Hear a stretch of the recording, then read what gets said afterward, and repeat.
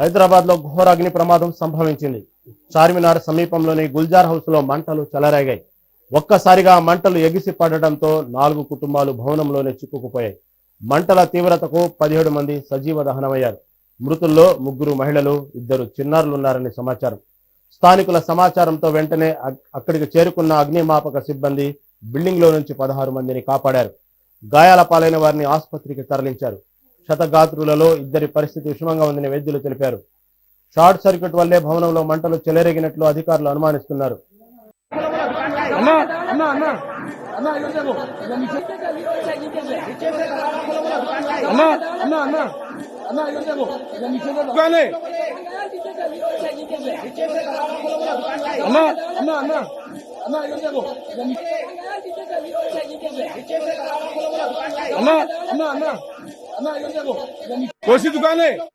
చార్మినార్ సమీపంలోని గుల్జార్ హౌస్ లో అగ్ని ప్రమాదం సంభవించింది. అక్కడి నుంచి ప్రస్తుతం జరుగుతున్న పరిణామాలేంది, అక్కడ అగ్నిమాపక సిబ్బంది ఎటువంటి సహాయ కార్యక్రమాలు కలుగుతుంది, లైవ్ ద్వారా మా ఇన్పుట్ శ్రీనివాస్ అందిస్తారు. శ్రీనివాస్ చెప్పండి, అక్కడ పరిస్థితి ఎలా ఉంది? మంటలు అదుపులోకి వచ్చాయా? సహాయ కార్యక్రమాలు ఏ విధంగా సాగుతున్నాయి?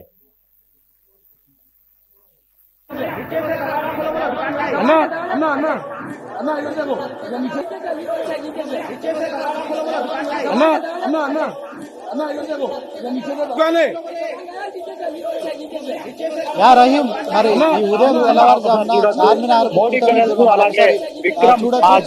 దాంతో పాటు కృష్ణ పెరల్ ఈ 3 షాపులకు సంబంధించిన ఏదైతే ఈ యొక్క యజమానులు ఎవరైతే ఉన్నారో వాటిపైన నివాసాలు ఇస్తున్నారు.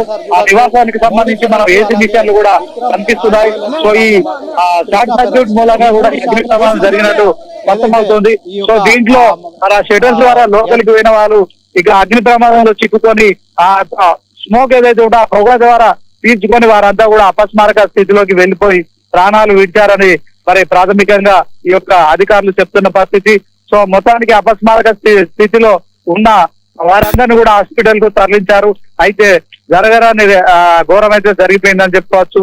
ఉదయం తెల్లవారుజామున చార్మినార్ సమీపంలో ఏదైతే ఘోర అగ్ని ప్రమాదం అయితే నిద్రలో ఉండగానే ఈ అపాయం జరిగినట్టు స్పష్టమవుతోంది. కానీ ఆ మంటల ద్వారా వ్యాప్తి చెందిన పొగలతో మరి 14 మంది అపస్మారక స్థితిలోకి వెళ్ళినట్టు కూడా అగ్నిమాపకు సంబంధించిన అధికారులు అయితే చెప్తున్న పరిస్థితి. మొత్తానికి షార్ట్ సర్క్యూట్ తో మరి సిలిండర్ కూడా పేలిపోయి ఉండి మొత్తానికి ఈ యొక్క షాపులు దగ్ధమైపోయిన పరిస్థితి మనం చూడొచ్చు. సో దీంట్లో ఎంట్రన్స్ కేవలం ఈ షటర్ ద్వారానే ఉంటుంది. ఈ షటర్ నుంచి బయటికి ఎవరన్నా రావాలంటే కూడా మరి ఆ షటర్ తీయాల్సిన పరిస్థితి. సో ఆ షటర్లు తీయడము, సో మరి ఆ రాత్రి 10-11 గంటల వరకు కూడా మరి షాప్స్ కూడా తీసుకొని ఆ యజమానులంతా వ్యాపారం నిర్వహిస్తుంటారు. సో రాత్రి చాలా లేట్ గా పడుకొని మరి ఉదయం తెల్లవారినే లేచే క్రమంలో వాళ్ళు నిద్రలో ఉండగానే అగ్ని ప్రమాదం జరిగినట్టు స్పష్టమవుతుంది. సో మొత్తానికి ఒక సేఫ్టీ అనేది పాటించకపోవడం వల్ల ఇంత పెద్ద ప్రాణ నష్టం జరిగినట్టు కూడా స్పష్టమవుతోంది. మనం చూడొచ్చు కృష్ణా పెరల్స్ కు సంబంధించి ఆ పొగలు కావచ్చు, ఆ లోపల జరిగిన మంటల విషయంలో మాత్రం పూర్తిగా చీకటి కనిపిస్తుంది. సో ఈ షాపులు కూడా పూర్తిగా దగ్ధమైపోయిన పరిస్థితి స్పష్టంగా కనిపిస్తుంది. ఓవరాల్ గా చూసుకున్నట్టయితే దీంట్లో కొన్ని ప్రికాషన్స్ తీసుకోవాల్సి ఉండే, కానీ ఆ ప్రికాషన్స్ తీసుకోకపోవడం మూలంగా భారీగా ప్రాణ నష్టం సంభవించింది. దీంట్లో 17 మంది చనిపోవడం అయితే మరి తీవ్ర దిగ్భ్రాంతిని తెలంగాణ సీఎం రేవంత్ రెడ్డి అయితే వ్యక్తం చేశారు. బాధితులందరూ కూడా అండగా ఉంటామని చెప్పారు. హుటాహుటిన హైదరాబాద్ ఇన్ఛార్జ్ మంత్రి పొన్నం ప్రభాకర్ కూడా ఘటనా స్థలానికి చేరుకున్నారు. బాధితులకు అండగా ఉంటామని భరోసా ఇచ్చే కార్యక్రమం చేశారు. ఎట్ ద సేమ్ టైం కేంద్ర మంత్రి కిషన్ రెడ్డి కూడా ఈ యొక్క ఘటనా స్థలానికి చేరుకున్నారు. ఘటన పట్ల ఎలా జరిగిందనే విషయంలో ఆరా తీశారు. సో మొత్తానికి చిన్న ప్రికాషన్సే మరి పెద్ద ఈ యొక్క భారీ ప్రాణ నష్టం జరగడానికి తీసుకోకపోవడం మూలంగానే ప్రాణ నష్టం జరగడానికి కూడా మరి సంబంధించినట్టు స్పష్టమవుతోంది. మరి ఈ చిన్న అగ్ని ప్రమాదంలో 17 మంది మృతి చెందడం అయితే ఇది రాష్ట్ర వ్యాప్తంగా కాదు, దేశవ్యాప్తంగా కూడా ఒక సంచలనంగా మారిందని చెప్పడంలో ఎలాంటి సందేహం లేదు. ఇప్పటికే ప్రమాద ఘటనపై కూడా ఆయన మంత్రి పొన్నం ప్రభాకర్ ద్వారా వివరాలు తెలుసుకున్నారు. సో ప్రమాదం జరిగిన తీరైతే ఆశ్చర్యానికి గురి చేస్తోంది. సో మొత్తానికి ఈ షట్టర్ల ద్వారా వాళ్ళు ఎగ్జిట్ అవుతారు, ఎంట్రీ అవుతారు. సో వాళ్ళుండే నివాస గృహాలు కూడా పైన ఏర్పాటు చేసుకొని నివాసం ఉంటున్నారు. సో మొత్తానికి చార్మినార్ ప్రాంతంలో మరి ప్రతినిత్యం బిజీగా ఉంటుంది సందర్శకులతో. సో ఇది ఉదయం తెల్లవారు జామున వాళ్ళు నిద్రలో ఉండడం వల్ల జరిగిన అగ్ని ప్రమాదం కనుక వాళ్ళంతా కూడా ఎస్కేప్ కావడానికి ఎట్టి పరిస్థితుల్లో ఆస్కారం లేదు కనుక ఆ మంటల ద్వారా ప్రవహించిన పొగ ఏదైతుందో వ్యాప్తి చెందిన పొగ పీల్చుకోవడం ద్వారా వారంతా అపస్మారక స్థితిలోకి వెళ్ళి ఒకే రూమ్లో అందరూ కూడా మరి మంటలను చూసి పొగలను చూసి దూరంగా వెళ్ళిపోయి రక్షించుకునే క్రమంలో అటు నుంచి అటు వాళ్ళు లోపలికి వెళ్ళిపోయారు. సో వాళ్ళకి షట్టర్ తప్ప మరి ఎంట్రన్స్ లేదు. సో ఆ కారణంగా వాళ్ళకి వెనక సైడ్ నుంచి కనుక ఎంట్రన్స్ ఉంటే వాళ్ళంతా బయటకు వచ్చేవారు. సో అప్పటికి సకాలంలో స్థానికులు అందించిన సమాచారం ఏదైతుందో మరి అగ్ని ప్రమాదం మీద సకాలంలో ఫైర్ ఇంజన్లు రావడం కావచ్చు, మంటలను అదుపు చేయడం కావచ్చు, ఏదైతే ఆ పొగల బారిన పడి చిక్కుకున్న కొంతమందిని అంటే ఒక నలుగురిని కూడా సేవ్ చేశారని కూడా స్పష్టమవుతుంది. మొత్తానికి ఈ ఘటన అయితే ఇది సంచలనంగా మారిందని చెప్పుకోవచ్చు. మరి తెల్లవారుతూ ఆదివారం పూట ఖచ్చితంగా మరి వాళ్ళ దినచర్య మరి కాసేపట్లో ప్రారంభించేవారు కనుక వాళ్ళంతా కూడా మరి ఇలాంటి ప్రమాదానికి గురవుతామని వాళ్ళు కూడా ఎక్స్పెక్ట్ చేయలేదు. కొన్ని నిమిషాలు కనుక గడిచి ఉంటే వాళ్ళంతా ప్రాణాలతో సేఫ్గా బయట పడేవారు. సో షాపులు తీసుకోవడానికి షట్టర్లు తప్ప వాళ్ళకు వేరే మార్గం లేదు. సో వాళ్ళంతా కూడా ప్రాణాలను దక్కించుకునే కార్యక్రమంలో ప్రాణాపాయం నుంచి కాపాడుకునే క్రమంలో కూడా వాళ్ళంతా కూడా మరి ఇంకా లోపలికి వెళ్ళిపోయారు. ఈ మంటల ద్వారా వ్యాప్తి చెందిన పొగ పీల్చుకోవడం ద్వారా అపస్మారక స్థితిలోకి వెళ్ళడం కావచ్చు. మొత్తానికి స్థానికులు అయితే చెప్తున్నారు. సో దీంట్లో మరి ఆ పెళ్లి కోసం ఢిల్లీ నుంచి కూడా షాపింగ్ కోసం వచ్చిన వాళ్ళు కూడా ఇదే కుటుంబ సభ్యులతో కూడా కలిసి వాళ్ళు ఉండడం కావచ్చు. మరి అందరూ కూడా ఒక కుటుంబానికి సంబంధించిన బంధువులేనని చెప్తుండడం, ఆ 17 మంది మృతి చెందడం పట్ల మాత్రం ఆ పక్క షాపుల వాళ్ళు కూడా మరి ఆశ్చర్యానికి గురవుతున్నారు. సో దీంట్లో ఇంకొక అంశం కూడా ఇప్పుడు తెర మీదకి వస్తుంది. సో ఈ షాపులు నిర్వహించుకొని మరి దీంట్లో నివాసం ఉంటున్న వారు కొంత కేవలం ఈ చిన్న ఏవైతే జాగ్రత్తలు పాటించలేదో వాటి కారణంగానే ఈ భారీ ప్రాణనష్టం జరిగినట్టు కూడా స్పష్టమవుతోంది.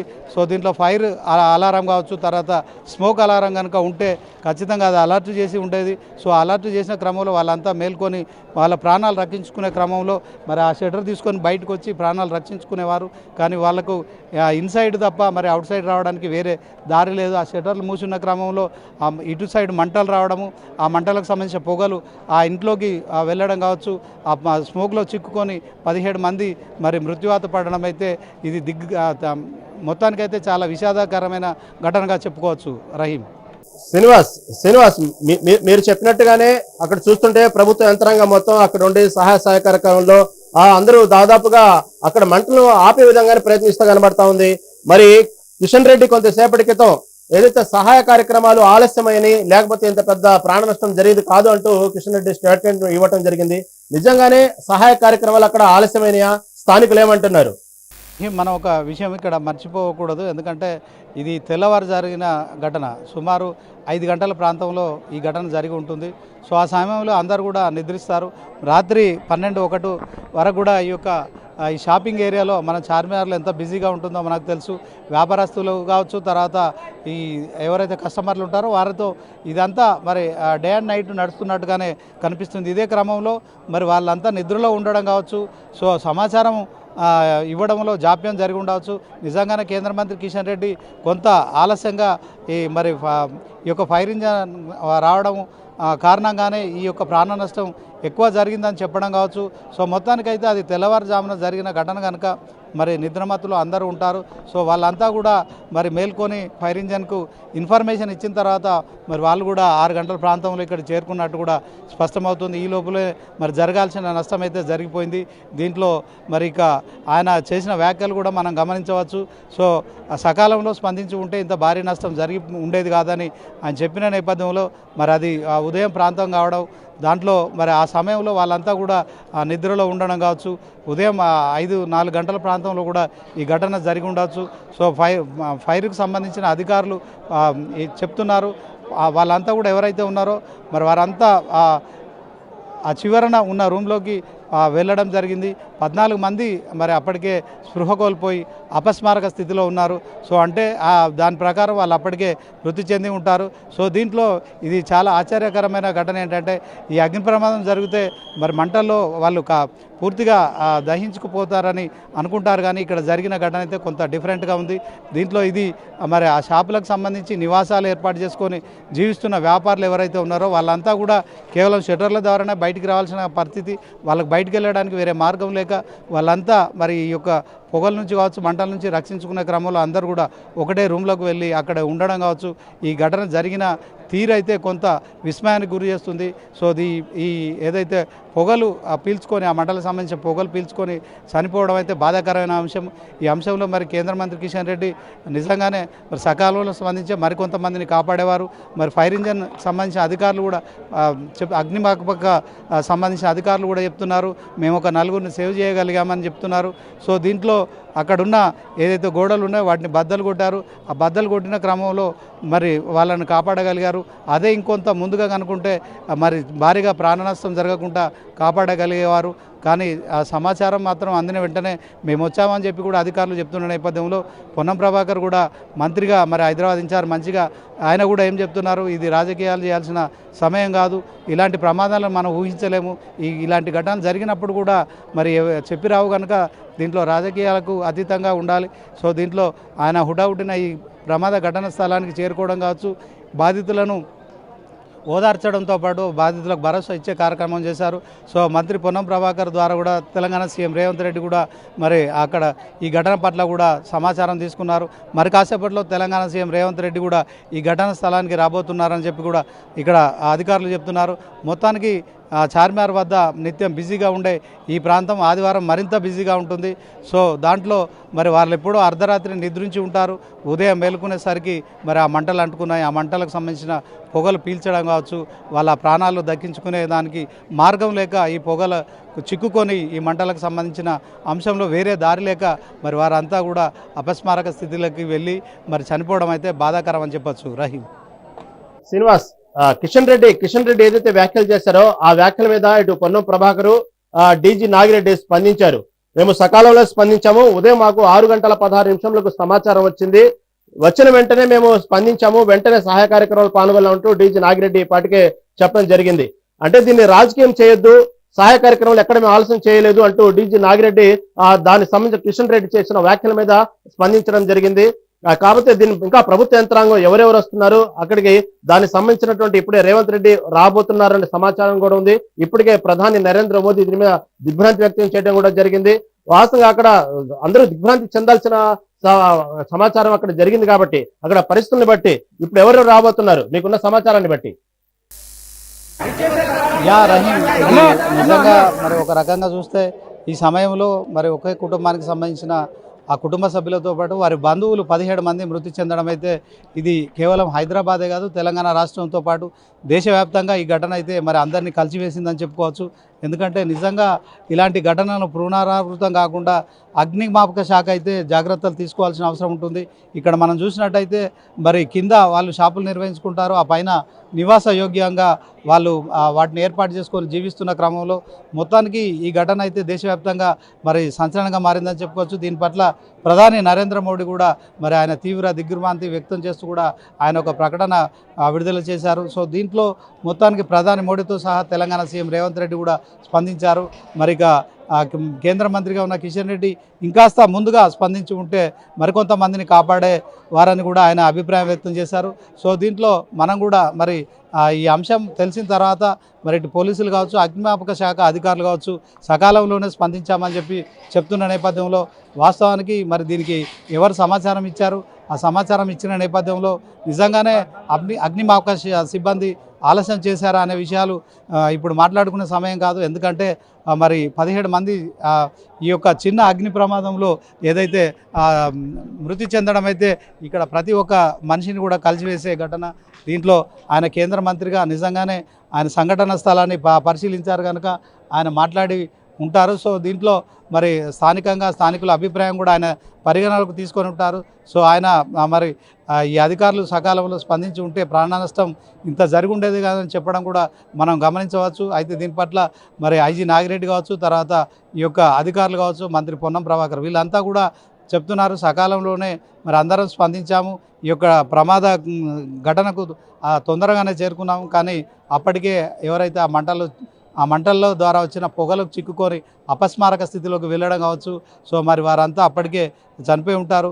ఈ రమారమి ఉదయం 4 గంటల నుంచి 5 గంటల ప్రాంతంలో జరిగిన ఘటన. సో వారంతా కూడా మరి రక్షించుకునే దారి లేక ఈ యొక్క ఏదైతే వాళ్ళకి ఎంట్రన్స్ మనం చూసుకుంటే ఈ షట్టరే కనుక ఈ షట్టర్ ఓపెన్ చేసి మాత్రం బయటికి రావాలి.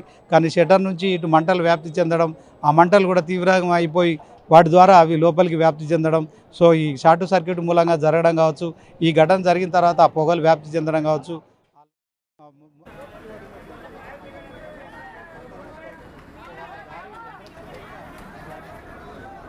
వాళ్ళకి బ్యాక్ సైడ్ కనుక ఖచ్చితంగా ఏదైనా దారి ఉంటే బయటికి వెళ్ళి ప్రాణాలు రక్షించుకునే పరిస్థితి.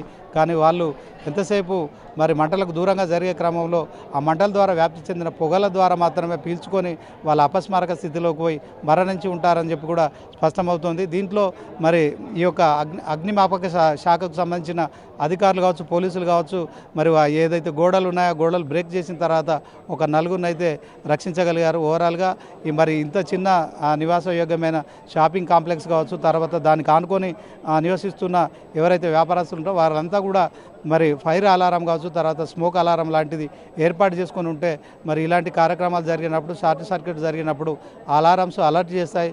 దాంతో మరి ఆ ప్రాణాపాయం నుంచి రక్షించుకునే పరిస్థితి ఉంటుందని కూడా మరి అగ్నిమాపక శాఖ అధికారులు కూడా చెప్తున్న నేపథ్యంలో మొత్తానికి అలాంటి జాగ్రత్తలు తీసుకోకుండా మరి చిన్న సముదాయాలలో ఇటు వ్యాపారము అటు స్థిర నివాసం ఏర్పాటు చేసుకొని గత కొన్ని దశాబ్దాలు కూడా జీవిస్తున్న వ్యాపారస్తులకు ఇది నిజంగా ఒక గొప్ప చెప్పుకోవచ్చు. దీన్ని ఉదాహరణగా చెప్పుకోవచ్చు. ఇక ముందు వారంతా కూడా మరి ఇలాంటి చార్మినార్ చుట్టుపక్కల చూసుకున్నట్టయితే మరి ఇట్లాంటి షాపింగ్ కాంప్లెక్స్ నివాస యోగ్యమైన స్థలాలు ఉంటాయి కనుక వాటిలో మరి ఇక ముందు వ్యాపారులు కూడా జాగ్రత్తలు తీసుకోవాలి. సో దీంట్లో ఇప్పుడు జరిగిన ప్రాణ నష్టం ఇది మామూలుది కాదు. 17 మంది మరి ఇంత షార్ట్ టైంలో చనిపోవడం ఇదైతే దేశవ్యాప్తంగా కూడా సంచలనంగా మారింది. ఇదే అంశంలో మరి ఇప్పుడు రాజకీయాలు మాట్లాడుకోవడం కావచ్చు, ఆ ఘటనపై ప్రాథమికంగా తేలిన అంశం అయితే షార్ట్ సర్క్యూట్ మూలంగా జరిగింది కనుక ఈ షార్ట్ సర్క్యూట్ పట్ల కూడా మరి అలాంటిది మనం ఎక్స్పెక్ట్ చేయలేము. మనం ఒకసారి విజువల్స్లో కూడా చూడవచ్చు. ఆ షాప్స్ ఏవైతే ఉన్నాయో ఆ షట్టర్స్ కింద వ్యాపారం నిర్వహించుకొని ఆ పైన మరి నివాస యోగ్యమైన స్థలాలు ఉన్నాయి. దాంట్లో ఏసీ మిషన్లు కూడా మనం చూడొచ్చు.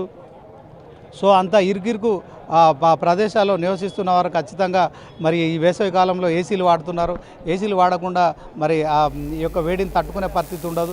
సో ఆ ఏసీలకు సంబంధించిన అంశంలో కరెంటు షార్ట్ సర్క్యూట్ జరగడం కూడా చాలా సహజమైన ప్రక్రియ. సో ఇక ముందైనా కూడా ఇక్కడ నివసిస్తున్న వరకు మరి కేవలం షట్టర్స్ ద్వారా ఎంట్రన్స్ మాత్రమే కాకుండా బయటికి వెళ్ళడానికి కూడా ఆస్కారం ఏదైనా ఉందా అనేది కూడా ఆలోచించాల్సి ఉంటుంది. సో మొత్తానికి ఈ సమయంలో జరిగిన 17 మంది ఎవరైతే ఉన్నారో వారంతా కూడా ఈ చిన్న అగ్ని ప్రమాదంలో చనిపోవడం అయితే మరి దేశవ్యాప్తంగా మరి ఇది దిగ్భ్రాంతికరమైన అంశమేనని చెప్పుకోవచ్చు. రహీం.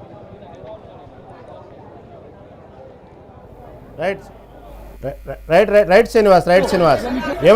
ఏమైనా ఇది చాలా పెద్ద అగ్ని ప్రమాదం.